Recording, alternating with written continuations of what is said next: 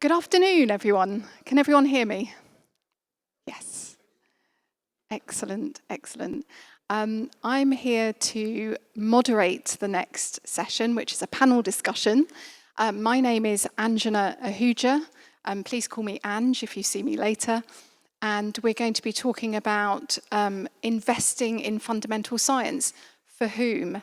And I haven't been in the morning sessions, I've been in the afternoon session, which has been very good, but I'm hoping that we will zoom out a little bit to look at some of the issues about why we should or shouldn't invest in fundamental science, what the issues are, what are the trade-offs, and so on.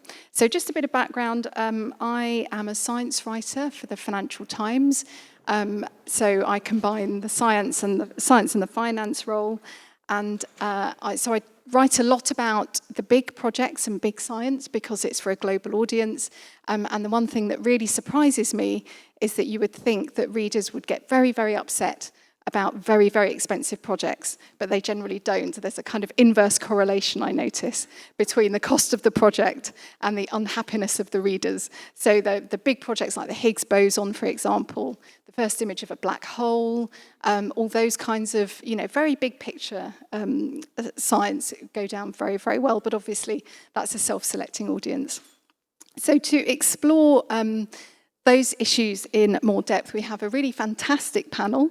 We have an economist, an infrastructure champion, a philosopher, and a physicist. So what we're going to do is each of them are going to take 3, 4, 5 minutes or so just to set out their answers to that question, who is fundamental science investment for? So shall we go from left to right? Is that okay? Sure.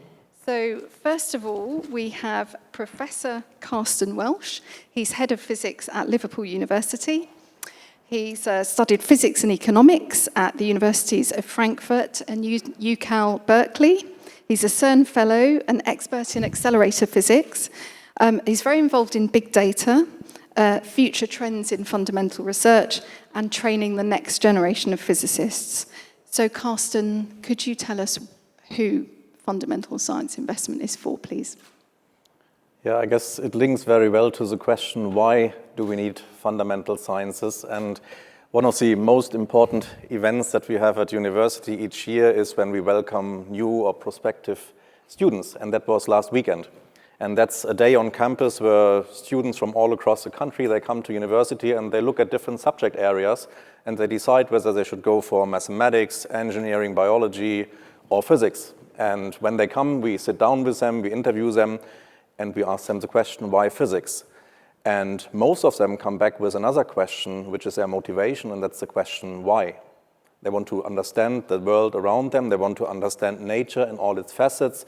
They are really curiosity-driven, and I think that's what makes a good scientist, and that's what's the motivation of doing fundamental research. So I think that in itself, to me, is a very, very strong reason, because it has driven evolution of humankind for thousands of years, the curiosity to find out and explore uncharted territory, if you want. I think a second good reason for doing fundamental science is that if you want to answer questions where nobody has found an answer to so far, then very likely it's not going to be straightforward to find that answer, and you will need very good tools, techniques, and technologies in order to do this. And very likely these technologies, as we are also seeing this week here, are not yet available. So what is then required is a big push into technology innovations. And these innovations, and I think that's something that history has shown over and over again, they will automatically find application in many different areas, and especially in the field of particle accelerators, we find this in every aspect of technology that has been developed, whether it's cryogenics, magnet technologies, whether it's data science, whether it's how data is handled, think of the World Wide Web, but also think of how then the particle beams themselves are now being used for advanced cancer treatment methods, for example. So I think fundamental research as a driver for innovation is a second good reason for justifying this. And then thirdly, I think it's also fair to say that answers to the big science questions will very likely not come from just a single person. More and more, they are found by international collaborations, not only across country borders, but across generations, across disciplines. So it really requires the world to work together. It requires the young people to come up with new ideas, work with the established experts, and push the boundaries. And that's a very fertile ground for attracting scientists and engineers in the first place, for training them, and then really providing a very stable and growing basis for a knowledge-based society. Great. So your 3 points are essentially curiosity, driving innovation in technology, and collaboration. So those are your 3 points for investment. So our next panelist is Professor Michaela Massimi. She is Professor of Philosophy of Science at the University of Edinburgh. She's Vice President of the European Philosophy of Science Association, and she is a principal investigator on the European Research Council's project on perspectival realism, and you do a lot with science. So, Michaela, tell us why we should be investing, or who we should be investing for when we invest in fundamental science. Sure. So, I think probably we can all agree around this table. Can you hear me okay? Yes, the microphone is okay. I think we can all agree both around this table and I think in this conference that we're doing it really for the future of humankind. We are doing this sort of big investments because we want to make progress in our scientific understanding of the natural world that we live in. And so I was very intrigued as a philosopher in the room. Today I felt a bit like the anthropologist in the room, hearing all these discussions about cost-benefit analysis throughout the morning, and lots of interesting thought there. But I would also warn about the kind of intangible, immaterial values that a project of this nature and scale obviously is going to involve. And the difficulty of attaching a kind of a measure or a number to it, in a way we are really doing for humanities and we are doing for the progress of our scientific knowledge. And so some of the economic principles, like the one that Massimo was mentioning in this morning sessions about discounting the future, or $1 today is more valuable than $1 tomorrow, I think we should be careful in taking those as a measure of whether or not we should be investing in a project of this nature. Of course we should. It's something that we owe to the future generation, as much as we ought to study the effects of anthropogenic climate change. I think it's something that we owe to our next generation. One of the difficulties, obviously, in a project of this nature and scale is that it's very difficult to set targets. So as Carsten was saying, we are pretty much in uncharted territories, and obviously a lot of work has been done within the FCC to make very detailed and fine-grained studies about what we hope to achieve, what we hope to find out. But even setting target is not that easy. It's not like setting a zero carbon emission by 2050. We are really exploring unknown territory. We don't know what's going to happen when we move from 13 teraelectron volt to 100 teraelectron volt. And so, from, again, philosophical point of view, I think we should approach the enterprise with enthusiasm, and also bearing in mind that progress in science is not just about delivering on a promise, delivering on a discovery. What happens if we don't discover what we promised? It's not so much or only about finding out what's actual, but really exploring what is possible. And I think that's what science does most of the time. So we increase our knowledge by exploring the boundaries of what we believe there is, and knowing better by fixing further constraints on what we discover.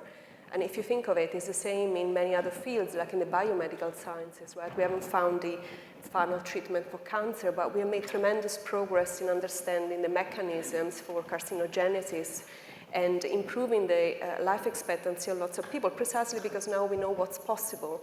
And so I think we should approach the task of a large investment in fundamental research with the same attitude. Thank you, Michaela. Next to Michaela, we have Philip Amison, who is Head of Corporate Strategy and Impact at STFC, the Science and Technology Facilities Council. It's part of the UK Research and Innovation, which supports research in particle physics, astronomy, nuclear physics, all those kind of big, high-cost projects. So I guess, Philip, that you're at the sharp end of some of the arguments that Michaela has talked about. So please tell us, from your perspective, when we come to investing in fundamental science, who is it for? I mean, I think I would agree, with the first two speakers in the sense that ultimately this is about benefits to humankind, and at its best, this allows us to operate in the best ways as humans. It's about searching for new knowledge. It's about working collaboratively, typically on an international scale. So those are all, really strong, positive things. I think it was Maria in her presentation talked about, these things being global public goods. They're not necessarily even owned by a single country. So, I think there's something quite important about the global nature of these really big investments.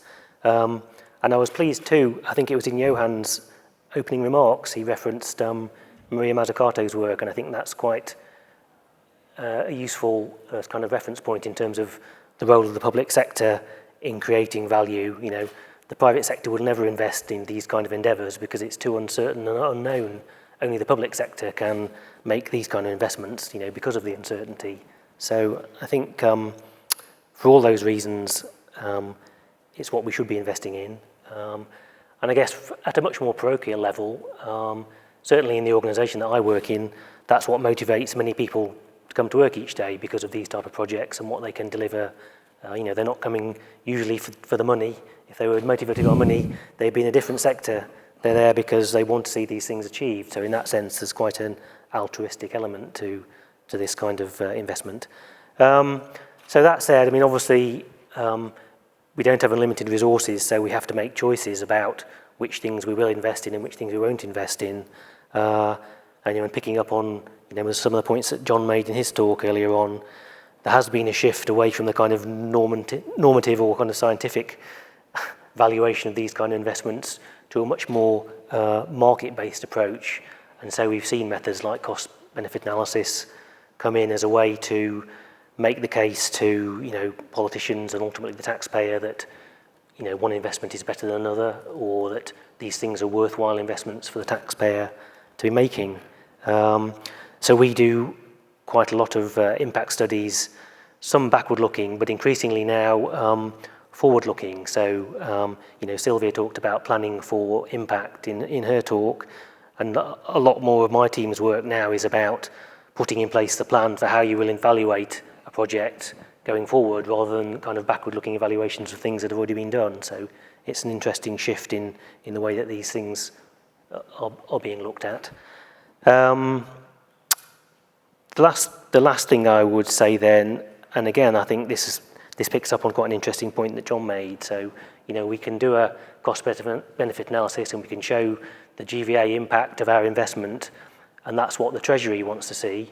But there are a lot of other people who that is of no interest to. There's a wider public who want to know what the benefit of this is for them, versus investment in a hospital or another type of investment. And then there's probably also another set of people who are completely disengaged, and I think that's, that might be quite an interesting area for discussion, I think, in terms of those people who have no interest in science, have no understanding perhaps even of what it is delivering for them.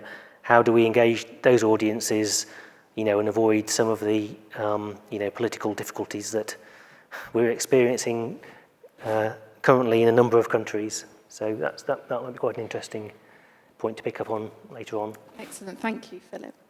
So our final panellist is Professor Massimo Florio, who's Professor of Public Economics at the University of Milan.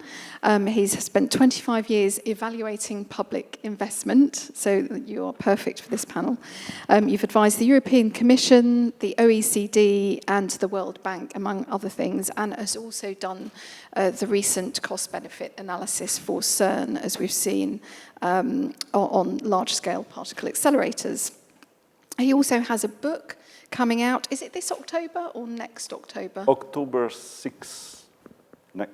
Next October so 6th. This coming October, yeah. Called Investing in Science, Social Cost-Benefit Analysis of Research Infrastructures. So that will be published by the MIT Press. So Massimo, who is fundamental science investment for?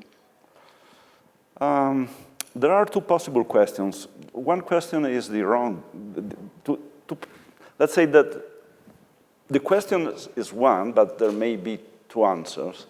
One answer is the wrong one, and the other one is possibly the right one.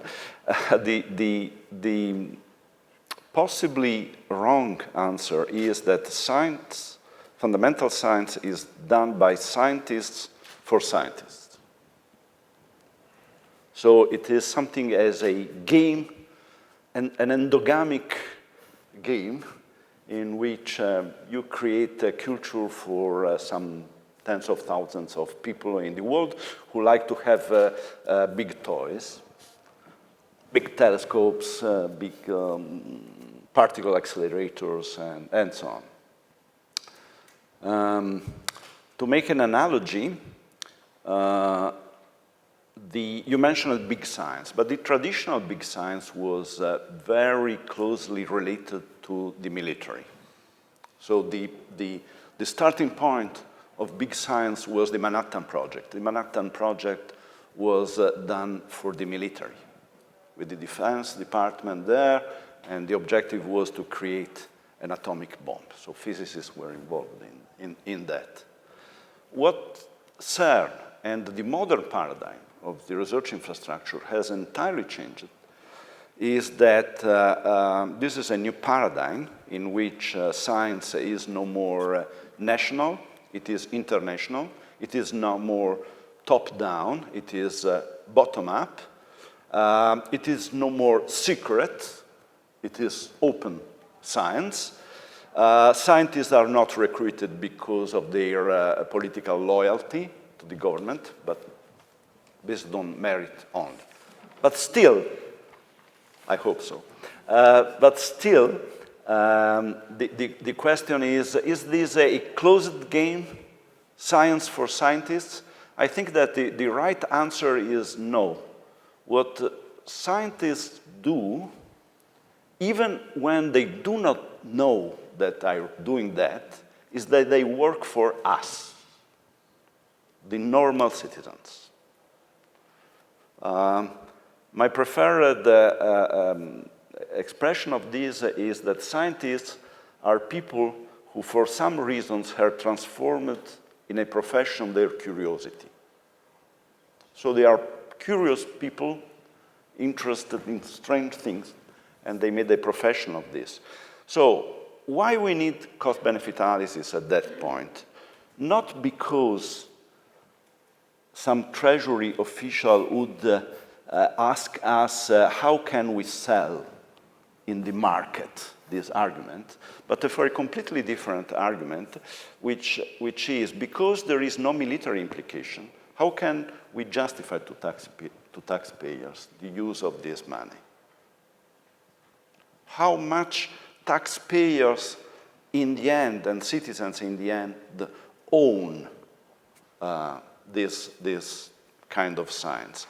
And here the argument cannot be just rhetorical and say whatever science is created, in the end it will benefit everybody, because this is simply not true. Some science is not going to produce anything, but still it is interesting to know. Who knows what to do with the Higgs boson or with gravitational waves? Still people are incredibly excited to know that there are people studying gravitational waves or Higgs boson or supersymmetry. They like that.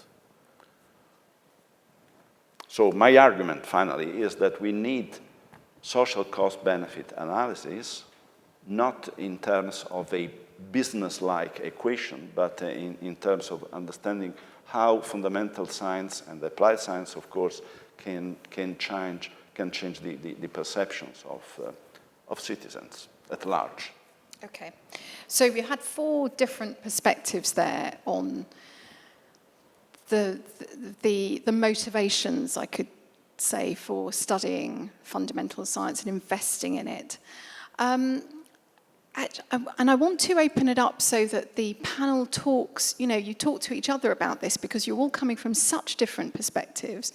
And Michaela, I could say to you that, well, it's all very well saying that, you know, all this kind of research, because remember the FCC, the Future Circular Collider, could cost, you know, tens of billions of euros. Just really because it's good for humankind? Is that really the best way of spending maybe 20 billion euros? Well, that's a good question, right? And probably it's a wrong question for the philosopher to answer. So let me give you the philosophical answer to that question. Maybe I should be asking Philip. So one of the things I think to bear in mind is that we live in a society that obviously is obsessed with metrics and how we assess impact and how we assess progress and how we assess the success of some initiative. So it is obviously vital for decision-making, policy-making, to make very accurate estimate about, okay, what are the costs, what are the likely benefits, who's going to benefit, what about the taxpayer, what about the general public, and so forth. But as I was trying to say at the beginning, there is another dimension of all this discussion that probably, as a philosopher, I don't know, I care more about, which is the sort of intangible, if you like, immaterial, non-easily quantifiable measure of why we're doing science in the first instance, right? And if you think of it, that's what science is all about. Michael Faraday, that discovered electromagnetic induction in the 1820s, he didn't do it because he thought he was going to make an electric motor out of it, right? Or Rosalind Franklin studying X-ray crystallography and finding out about the elliptical structure of the DNA. She would have never dreamt that she would have ushered in a new era in molecular genetics. So in a way, we do science because, as Carsten was saying, there's a curiosity driven. We do it for the sake of understanding the natural world that we live in. And as we go along, wonderful discoveries happen at the level of technology, of the infrastructure, of possible applications. It's just that in some domains, when it comes to fundamental research, it's really hard sometimes to quantify or have those targets as precisely stated, by contrast with other areas. But that shouldn't be, I think, a detraction from investing in fundamental research, precisely because, yes, we do it for humanities in the long run. It's very much exploratory, it's very much open-ended, and we're just one chapter of a much, much longer history that was before us and will be after us, as you would expect a philosopher to say. So Massimo, you are missing the most important element in your social cost-benefit analysis. My experience is that, to my surprise, if you try and quantify what you can't quantify, and you leave entirely aside what you cannot quantify, still you get a net benefit. I'm not sure that this applies every time, but in the case of the Large Hadron Collider or the High Luminosity Large Hadron Collider, this is the result. You measure what you can measure in terms of benefits, you measure the costs, and you get a net benefit even if you say that currently we have no monetary value to give to the discovery of the Higgs boson. Now, why this is important? Because unfortunately, costs are a very precise number. Right? And you have to go to a parliament and so on, and the US Congress can decide to kill the superconducting super collider. Because at a certain point, the cost overruns were so high, and so on. So you have to convince the society, as represented by policymakers, that against your costs, you have some benefits. And this battle cannot be won with the traditional arguments of the military, which was, we have to put a man on the moon because Russia, the Soviet Union, did it. Okay? So Kennedy didn't need to show anything more than to say, Russia did it, we need to do it, okay? That's the end of the cost-benefit analysis by Kennedy at the Congress. But now the situation is different because we can invest in very different things. Even in fundamental science, we can do very different things with very different costs. So we need to have arguments. In some ways, it's interesting you draw that parallel with Kennedy, because today we're in the situation where there are the prospects of other colliders, which would suggest it would be a reason for the FCC not to go ahead. Philip, would you like to say something about that sort of, how internationalism fits within that? It's a kind of different paradigm now.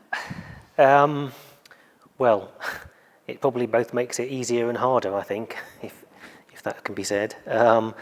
I guess harder in the sense that you've obviously got to broker a collaboration across many countries. But I mean, as I think Simon said in his talk about SKA earlier on, they sought or are seeking an intergovernmental agreement for SKA because it helps to overcome, some of the instabilities in the cycles around political, and funding these kind of projects, because you need that long-term commitment. And I think once a country becomes bound into these intergovernmental organisations, it's much, much harder to withdraw.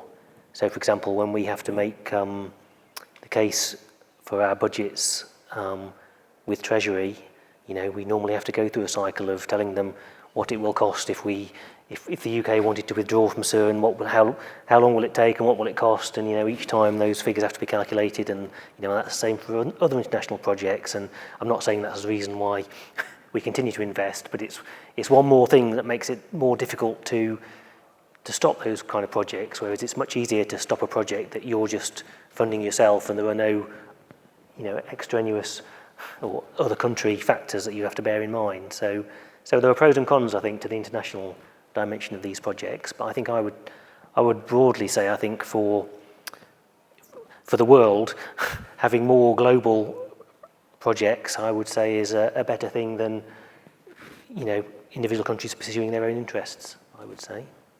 To have one unified project or multiple I think overlapping collaborations on an international scale are generally better for the planet than countries are going on their own, just because it forces lots of other cooperation. And there was mention of science diplomacy and soft power and all those kind of spin-off benefits from scientific collaboration, which don't perhaps get that much focus, but they probably are quite important in terms of international relations. So, Carsten, what's your take on this? Because you, as Massimo said, you just really want big toys. Well, I think I would make two comments to his statements there. One, when you said, Massimo, that there's only two answers to these questions, either right or wrong. I'm not sure if that's true, and I would rather think that it's a question of how do we balance the overall research portfolio. I mean, that's a question that you have to address already at a much smaller level. If I look at our department and we plan our research plans for the next 5-10 years, there are some academics who are 100% focused on blue skies research, and they have no link whatsoever with commercial applications. And then there's others who really work with industry directly to solve a problem that is there right here and right now. And I think what you also said, what's very interesting was that you should measure the things that you can measure and then accept that there are maybe also areas where you cannot do a measurement. So if that's part of your policy, if you accept that some of science cannot be put in the box where others may fit in, and you give that freedom, you give the creative thinkers a space where they can flourish and where they can come up with these ideas, I think then there's not a problem. I think the problem arises when you try to measure everything, put it in the same categories, and measure success with the same metrics. Because I'm not sure if these metrics apply for all of the different areas. Massimo, what would you say? Yes, of course. My point is that if you have a project in whatever field for which you can say, look, the measurable benefits to society are greater than costs, plus there are some unmeasurable other benefits, you are in a strong position with funders. So if you can say, SKA will discover some 100 million new galaxies, and we do not know what to do with this kind of knowledge, but against the cost of this new generation of very costly radio astronomy, we can measure a number of benefits. For instance, the benefits arising from inventing new ICT and donating new ICT knowledge to the world. I think this is a good argument, even if we need to be honest.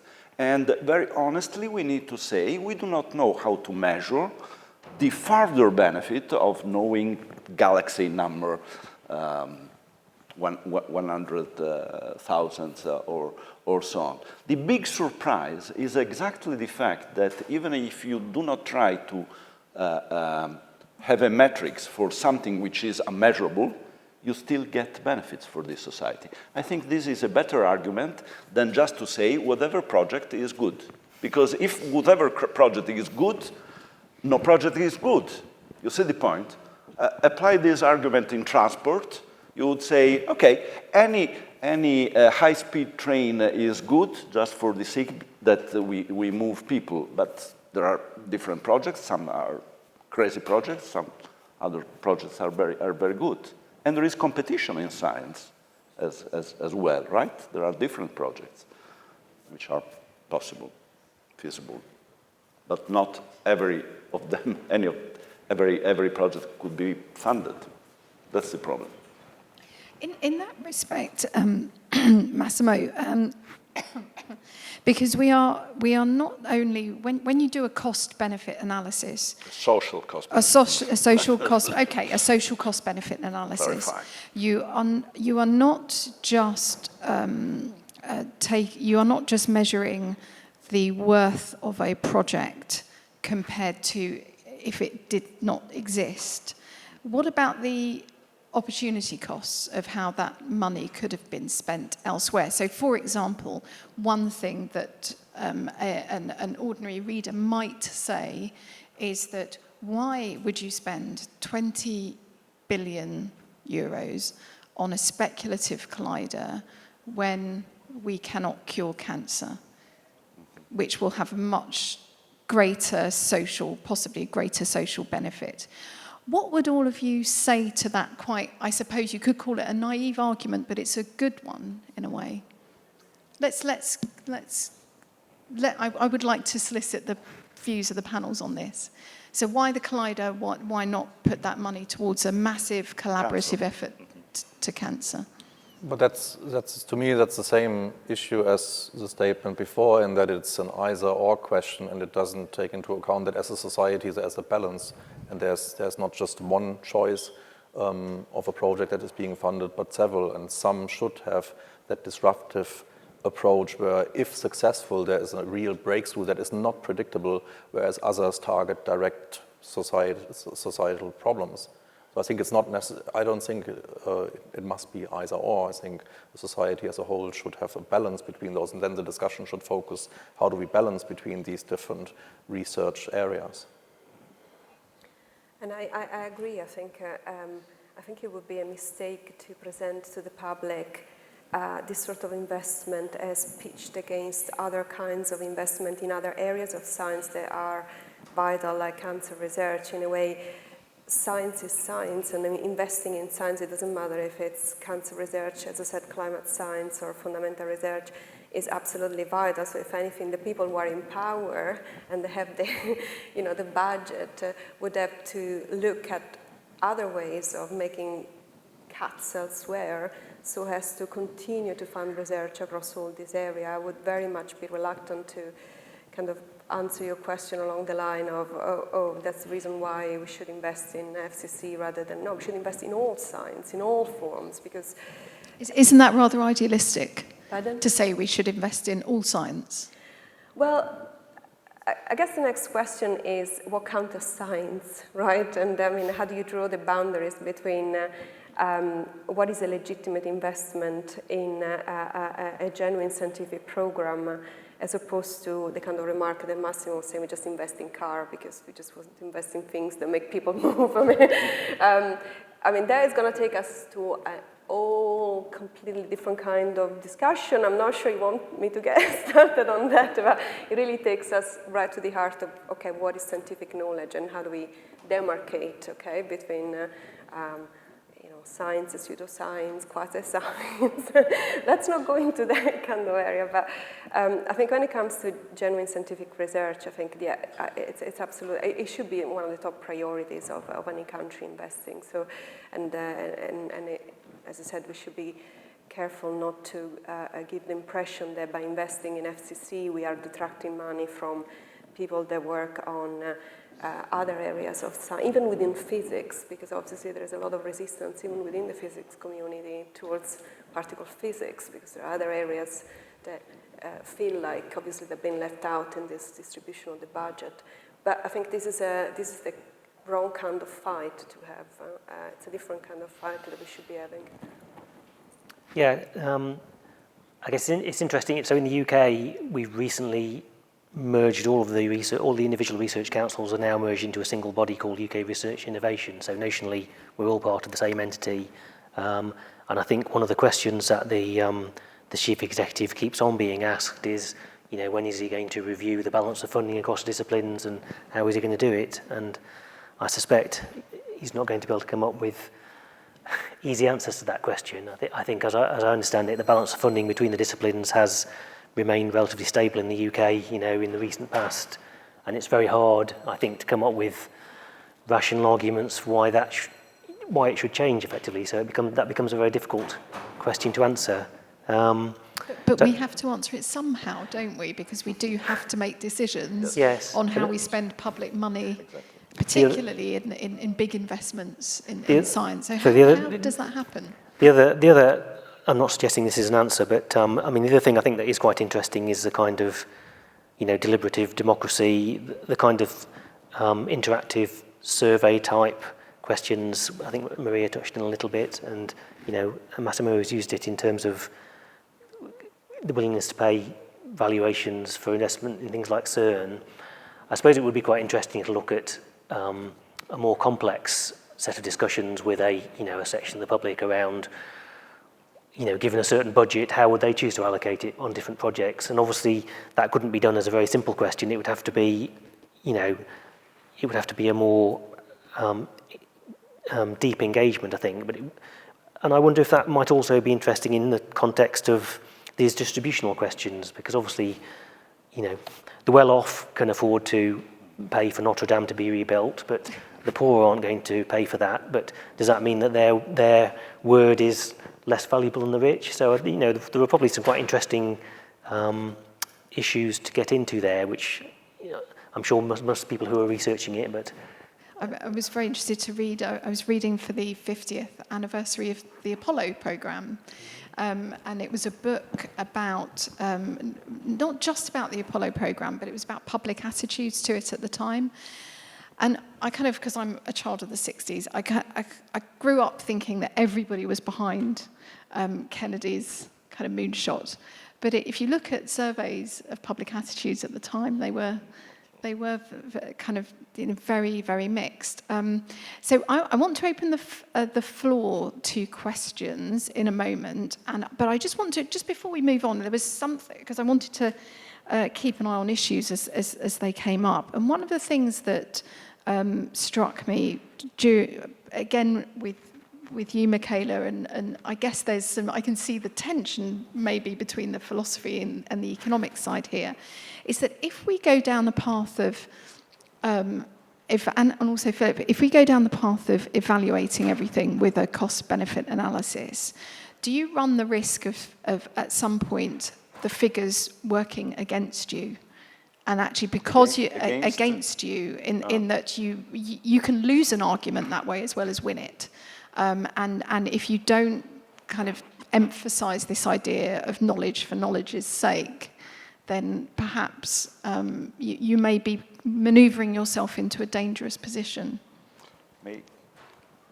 May I try and answer in a very empiricist perspective?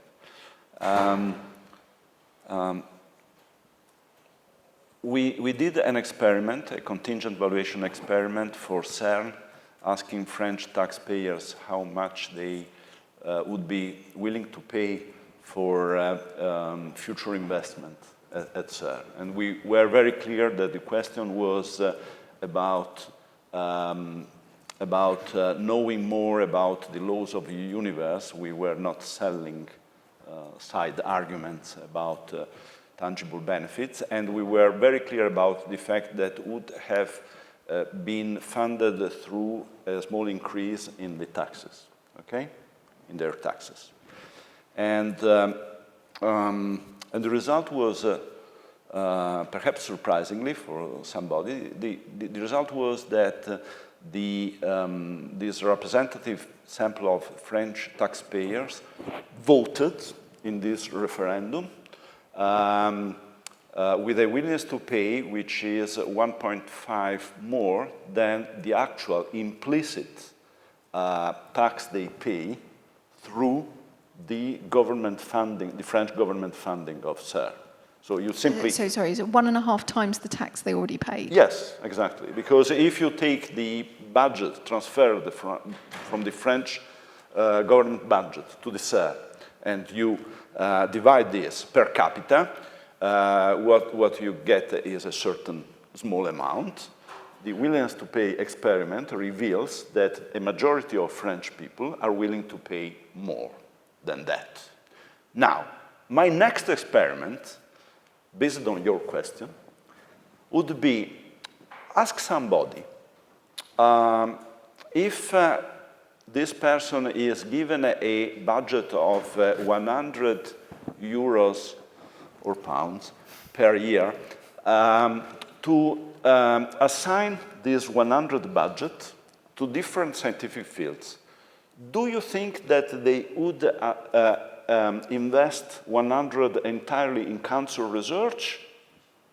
Or do you think that they would spare some money for strange things such as astronomy or particle physics? So in empiricist perspective, what we have to do is try. And I think we would be surprised by the fact that many people would not give all the money to a cancer fund, but would propose to invest some money also for this kind of fundamental science. And this is why I say that scientists, even when they do not know that, are working for us, the citizens. Because it is us that we ask scientists to do the strange things that they do. Even when they do not understand why they do that exactly, but we ask that, and we are happy to be taxed to do that to a certain extent. So you think it's already in our kind of associate... Maybe it is optimistic, but we need to try. So you think that actually scientists already have a social contract, if you like, with the public? Implicitly they have. Right, okay. Implicitly they have, yes. I want to invite some questions, please, for this excellent panel. So we've got one here. Have we got someone who would be able to pass the microphones along? Thank you. Thank you. We'll take 1, 2, 3, and then there's one at the front. Okay. So thanks for raising a lot of interesting points. In this discussion, it's more of a comment, in this discussion of why investing 20 billion in the FCC and not in cancer research, I was missing one answer, and typically one goes to the defense side, but I think there's one answer you can give straight away. There is much more money invested already in cancer than the FCC. In cancer, there goes every year more money than the FCC will get ever in its entire duration. So this is an answer we have to give.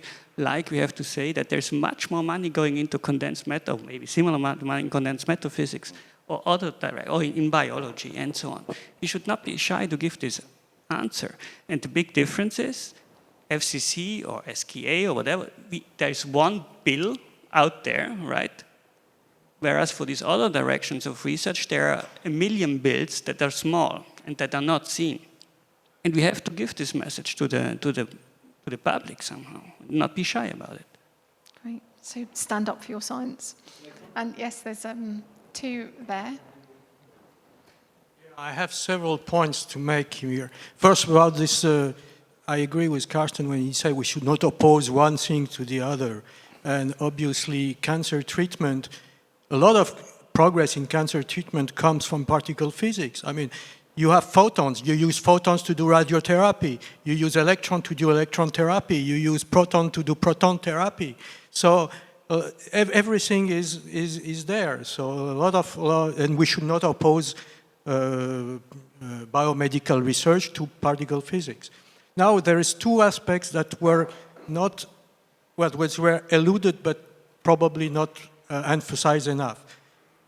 The most precious, or I should say invaluable, asset that we have in humanity is brain. And this big infrastructure, this is the place where we are training a lot of young people. And these people go back to the society, because they're not doing all, unfortunately, particle physics or nuclear physics research. They go back and they feed back the society, and these people are really bringing the high level of the society by making new firms, making new business, and doing other research. How do you value that? That's one point. The other point, which is also invaluable and difficult to evaluate, is what I call science for peace. CERN was a place where, when there was the Cold War, all physicists from the world were still talking to each other. That is invaluable. It's peace, helping to make peace in the world. And now there is 2 other projects that are, well, one other project, the Sesame Project, that is, I don't know if you're aware of this project in Jordan, who is trying to make the scientists of this region talk together and work together. And we are trying to do another example in the Balkans, but I will not talk about that. But this aspect is also invaluable. I mean, it's not just a risk analysis or the cost-benefit analysis. Yeah, I think actually a couple of you were making that point about internationalism, collaboration, but you're right, science for diplomacy is a great one. And I should emphasize, I'm putting myself in the shoes of the taxpayer. And I'm trying to be provocative to tease out some of these arguments, which are really interesting and ones that we should be having, and we should, we really should have them out in the open. So there's a question here. I wanted to answer the question again. Particle physics as a community can make these big headline investments with big numbers because we pool the resources of all the countries that are active in this area over many decades in some cases, and many thousands of researchers, not by taking money out of the pockets of any other part of society. And I think, even though I'm a particle physicist, I would have difficult time supporting a future project if it depended on reducing the funding for other areas of either science or public spending. This is a way to use the resources at roughly the level that we have benefited from over the past decades, by pooling them into a big project that we find exciting and that we hope will deliver major benefit. And I'd like to be able to reassure a political audience that even if the FCC doesn't discover what is responsible for dark matter or doesn't discover fundamentally surprising things about the Higgs boson, it's generated social and economic benefit through the training, through the technology. So there's kind of a no-lose theorem in terms of the public investment. As you said, Massimo, that you can't value the knowledge, but let's value the technology, value the training, and value the people. I also wanted to, let's not keep picking on cancer, but there is a legitimate debate, an interesting debate in Britain about whether there has been an over-investment in biomedical research, which is too closely connected to the pharmaceutical industry and is not focused enough on behavioral interventions like obesity, drinking, as ways to reduce cancer mortality. So I think I've written exactly that column. Yeah, cool. Yes. So this is You not are right. because Yes, I think yes. that big science is always the answer. But Yes. in the case of particle physics, it is the answer because we need big tools to make big progress. So, Carsten, you wanted to come back there. Yeah, I had a comment to Massimo's proposed study, which I think Could be an experiment. Could be an interesting experiment, but for a very different reason. So recently I saw some statistics about the different reasons why people die. I think it was in the United States, and that had a certain distribution. Some from cancer, some from various causes. Then there was a second statistics that showed what people thought they would die from. So a very different distribution. And then there was a third one that showed how media coverage was in all these different areas. So I think what your experiment would measure, in effect, would not be at all the readiness of people to invest into something that is really important for them. I think that it would measure something where media tells them that certain aspects are important for them, and they would just tick the boxes of those areas they've heard from. And I think that would be a very dangerous basis on which to base decisions on. Massimo? Yes, I want to react to this. Because my point is that there is an arena there. And outreach is not just a joke. I mean, you need to build a consensus against fake news, fake science, against other things. So in a democracy, in the end, it is the citizens who is the king or the queen, and it is not the Plato Republic in which a small group of philosophers and scientists can decide whether to build a particle collider or a radio astronomy device. So if we believe in democracy, we need optimistically believe in the fact that we can convince people that the things proposed by scientists are valuable. And that's my answer to this point. To your point about cancer, I don't know how many people in this room know, I didn't know until some couple of months ago, that for each of the last 205 new molecular entities approved by the the Food and Drug Administration in the United States, the National Institutes of Health, so basically the US taxpayers, granted $1 billion per molecule, $1 billion, let me repeat, $1 billion per molecular entity as funds by the NIH, okay? So after that, patients in hospitals donate the information about their conditions and treatments in the form of participation in clinical trials. And in the end, a pharmaceutical firm will end up selling a box of 10 pills for $20,000 to the health system. So particle physics is incredibly cheap. Really.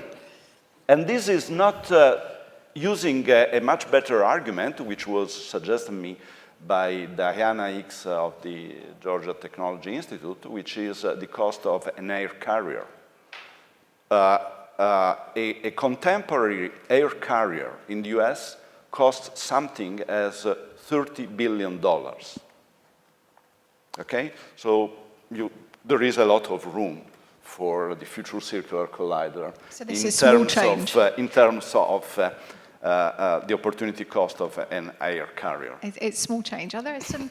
So there's a question here at the back. We'll take yours. Yeah, thank you for this interesting discussion. Unfortunately, I missed the start as I was in the poster session. But so you were talking about getting society to give input to science, and this has in some aspect already happened in certain countries, including this country, where there are national science agendas that have been designed to sort of set the directions of research. I wonder if the panel could give any input on what they think we should be getting from that. What I got from it as a working scientist was that about 50% of the questions were actually already answered, which I thought was an interesting outreach challenge mostly. But there might be other things that you can add to that. I would be really interested to hear. Fascinating. So your question is about having... National science agendas, how do you use those? Where should they go? Both the Netherlands and the Flemish part of Belgium have those. So I'm sorry, I'm not catching national science... Agendas. Agendas, so, okay. Yeah. So you go, you do a questionnaire, you get civilians to fill out what they think scientists should be doing. Then you give a panel, they go through the tens of thousands, hundreds of thousands of questions, and they sort that into 100 themes. So this is putting the citizen's voice so into this exists. The science agenda. Yeah, this exists. Yeah, okay. Yeah. So what? So my question was, how do you think this is a good thing? Where do you think we should be going with that? What can we learn from that? Is there anything like this for UKRI, Philip? I don't think so, although I do recall reading about some examples in the US, possibly, where they were looking at, some small-scale experiments like that. I mean, nanomedicine, I think, in the US. I remember reading of citizen science, survey, and feeding into. Yeah, I mean, I think there could be some value in those kind of exercises, but I would see it more as a kind of a way of involving and educating rather than necessarily seeing it as a decision-making tool. I think if you can engage people in a debate that means something and you can use that to inform them as part of the process and also take it. I'm sensing there's some nervousness, is there, about outsourcing to some extent the scientific agenda I am sure citizens? this was happening in those countries as well. And I can tell you, being now in panels, it's very interesting when people doing certain kind of science will claim, well, our science was on this list, so we should be funded, right? So this is happening, yeah. But that's interesting, because then if you're on the list, it's great, but if you're not, it becomes a stick to beat someone with. So sorry, we had another question here at the front. It's more a remark. There's an argument which I think I didn't hear concerning the value of curiosity-based science, which is the unity of science and beyond any quantifiable CBA, the fact that we don't know where it will lead us. In fact, I'm quoting from memory Margaret Thatcher when she was Minister of Science of the UK, who made the remark that nuclear energy was not invented by the people from the energy industry, but it was invented by physicists who tried to understand the very basic structure of matter. And she also made the remark that in the same vein, the transistor was not invented by the people from the entertainment industry, but it was invented by solid-state physicists who applied quantum mechanics to the solid state. So to be and fair... so this type of argument, I think, is essential. And I think it overrules completely the quantifiable CBA. I fully agree with that we should do what we can in the domain of CBA. But I think basic or curiosity-based sciance can lead us to totally unexpected places. So to be fair, Michaela, in fact, Michaela was making that point. And last touch is the World Wide Web. I mean, nobody would have foreseen that particle physics would create probably one of the biggest revolutions in society recently, which is the World Wide Web. That is the possibility of any citizen in the world to use very easily the internet. So to be fair, Michaela was making that point about research being open-ended and exploratory. And I suppose one of the questions that comes with that is, how long does it have to be before we see the benefits? So if we're asking taxpayers now to fund something, are they entitled to expect some return in their lifetime? And I say this, I'm going to draw a parallel with something, of course, we Brits never talk about, which is Brexit. So someone was asking one of the proponents of Brexit when we would see the benefits. And someone said, well, maybe 50 years, 50, 60 years. Now, that's not really in my children's lifetime. So I'm wondering, is there a time element to when we might accrue these rewards? resounding silence. My answer is no. My answer is no. If it is fundamental science, by definition, you don't know when the benefits, the practical benefits, will appear. And we need to be honest. In some cases, never. In some cases, the rhetorical argument of trying to sell the point that fundamental science will always generate practical benefits is a weak argument. We need to be honest, in some cases, say that society is happy to know something just for the sake of knowing something. Then, statistically, it may happen that 10% of this knowledge will generate benefits in 100 years. 1,000 years, we don't know. I mean, this is just honest. I think the public probably have a longer time horizon than politicians. You know, politicians are working on a much shorter cycle of popularity, and so actually I think I agree that the public would probably take a longer view than politicians. And I think also we should distinguish between the kind of planning and management of a project like FCC, where the 5 volumes that they publish set out in quite clear guidelines, I think, what they expect to do in terms of infrastructure within 25 years down the line or 50 years down the line, from the separate question of, okay, suppose we invest and go ahead, as Massimo was saying, will we find something? What if we don't find something? And I think it's really important that the public understand that, sometimes science progress by not finding anything. That's how we progress, right? I mean, think of 19th century physics. People were looking for effects of motion through the ether. People believed that there was this substance that filled space called the ether, and there were designing experiments like the interferometer or Michelson-Morley to detect the ether drug. Now, Michelson-Morley interferometer was nothing of the scale of the FCC, but people were investing money to find evidence. They didn't find any evidence. And the final explanation didn't come until 1905, when Einstein came along and said, we were just looking in the wrong place. We should just replace Newtonian mechanics with a different theory, special relativity. So it might be that the kind of questions that the physicists are asking today about the standard models, ultimately we require that kind of shift. We just don't know as yet. But keep on searching for answer doesn't mean that we're not making progress, even if the answer should be at some point a resounding 0 result. I'm not saying that this is going to happen, but it's learning from our mistakes and learning from negative evidence. That's how science very often progresses. I want to take some more questions if there are any in the audience. Gentleman here, please. Thank you.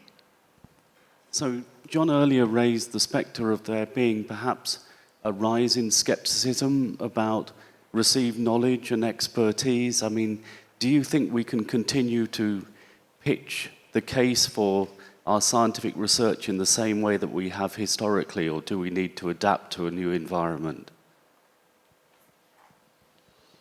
Who would like to take that one? Is there still the market for expertise, I guess, that to be marketed in quite the same way as it has been? I often heard people say that most people would quite like their doctors to be experts. You wouldn't like to go to a quack. So, there are obviously some fields in which people definitely do want expertise. Maybe in other areas we have to think about different ways to articulate how the public, benefits.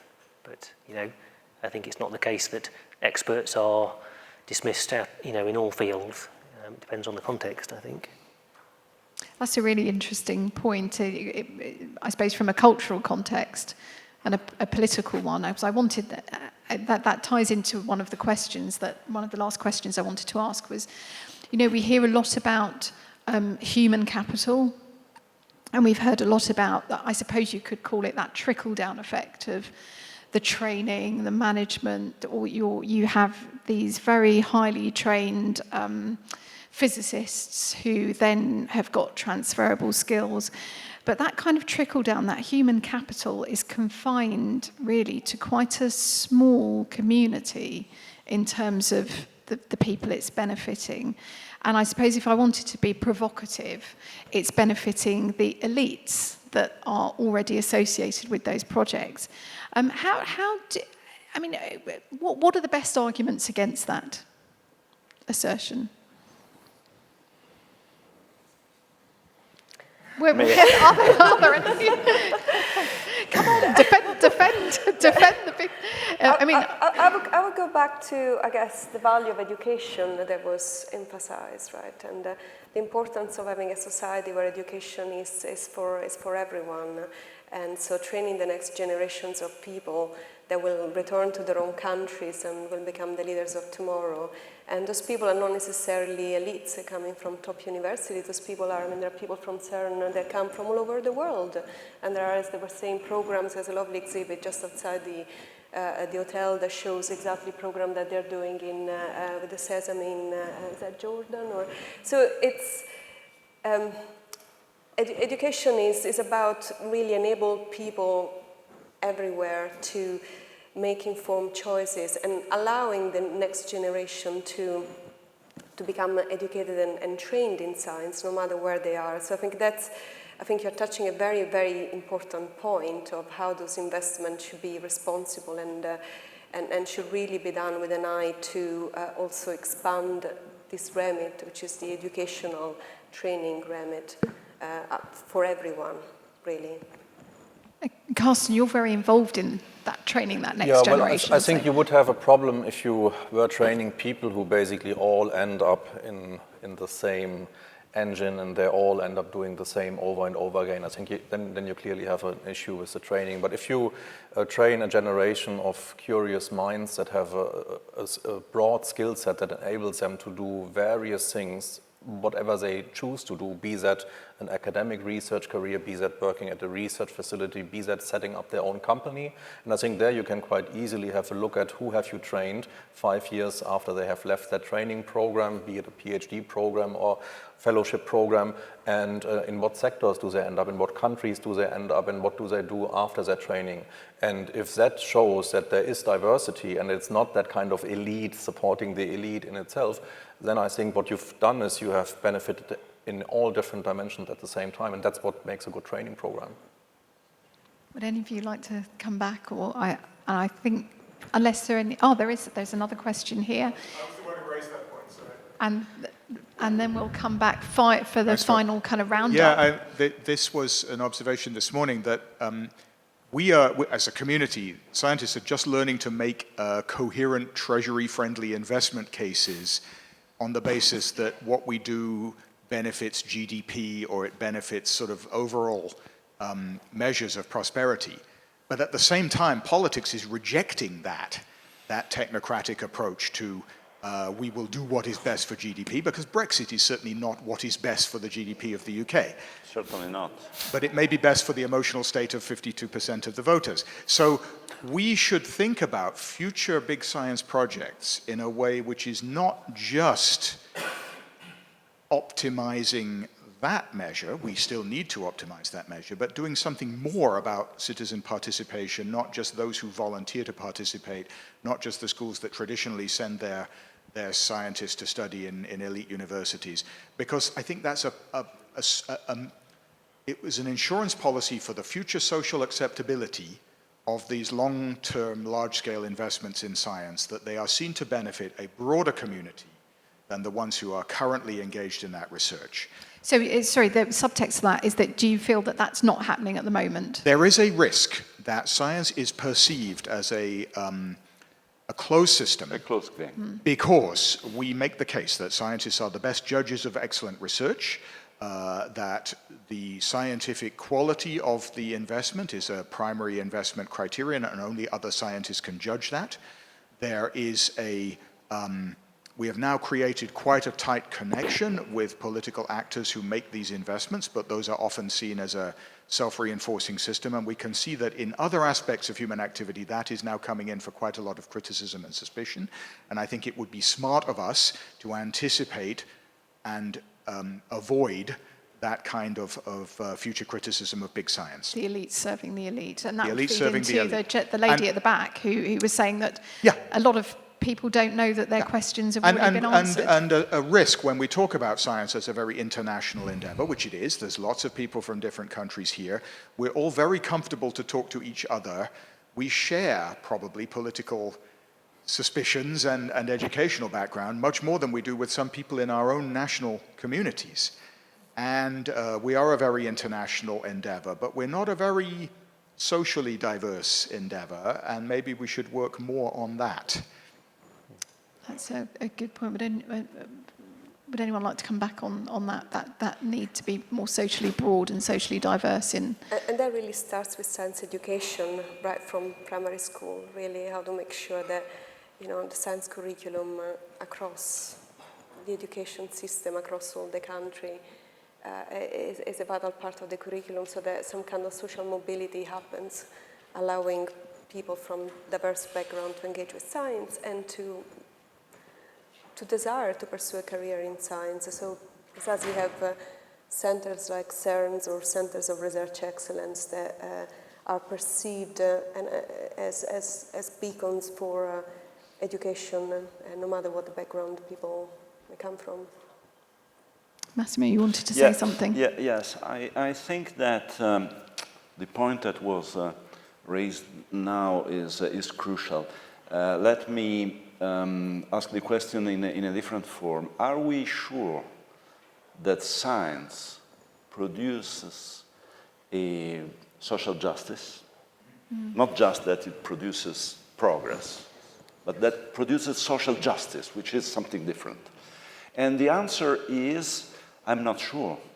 I'm not sure, because the example I made about the NIH public funding with taxpayers' money of the first step of the risk research, 1 billion per molecule, and then allowing the big pharma to file the patents on what happens before, certainly is not contributing to social justice. So here there is, again, another interesting example is that CERN uses always the argument of the World Wide Web. The World Wide Web is fantastic. However, out of the 10 most important companies in terms of value today, 7 of those are no more oil companies, as ExxonMobil, which is now is only 10th, but they are Google and Amazon and so on, which are based on the World Wide Web.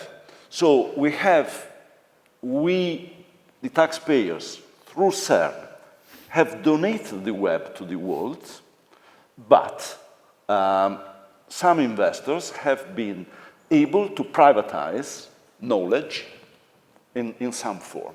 So this is an open discussion. Even the European Commission insists a lot on open science. Open science and open data is wonderful, but what happens next? Because if open data is just a way to diminish the cost for oligopolistic firms to privatize knowledge, I'm not sure that this is the right way to increase social justice through science. So science is a wonderful public good, but what happens next is not necessarily for the public good. I think that would be a perfect note on which to end. And so, as you can see, we've only scratched the surface of what is an enormous subject, but I'm really pleased that we've opened the can of worms, and that we can go on discussing this at the reception, which is on now in Bar Klimt.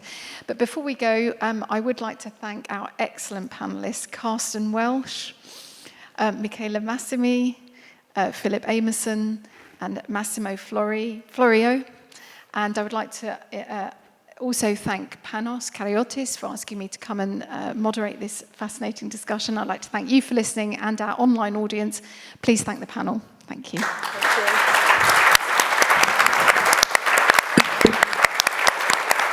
you. And thank you to Ange for having animated this panel in such a wonderful way. Thank you very much.